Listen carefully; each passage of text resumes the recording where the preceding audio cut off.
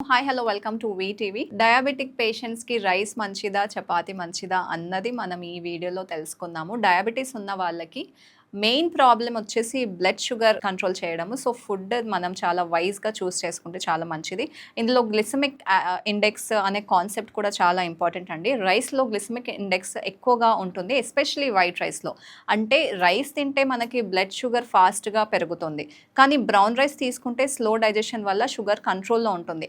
చపాతీలో ఫైబర్ ఎక్కువగా ఉంటుంది కాబట్టి, ఎస్పెషలీ హోల్ వీట్స్ చపాతీస్ ఉంటాయి కదా, అవి కూడా మన డైజెషన్ని స్లోగా ఉంచుతాయి. షుగర్ స్పైక్స్ తక్కువగా ఉంటాయి.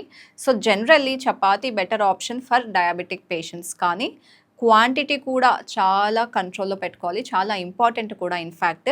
కాంబినేషన్ ఐడియా ఏంటంటే, మనం రైస్ వదలలేకపోతే brown rice or millet rice అంటే జోవార్ లేకపోతే బాజ్రా ఉంటాయి కదా, అవి కూడా మనం ట్రై చేసుకోవచ్చు. చపాతీతో vegetables and protein foods like dal include చేసుకోండి. లాస్ట్‌లీ చపాతీ షుగర్ కంట్రోల్‌కి బెస్ట్. రైస్ ఒకేషనల్‌గా, బ్రౌన్ రైస్ మాత్రం తప్పకుండా కన్జ్యూమ్ చేయొచ్చు as a replacement of white rice.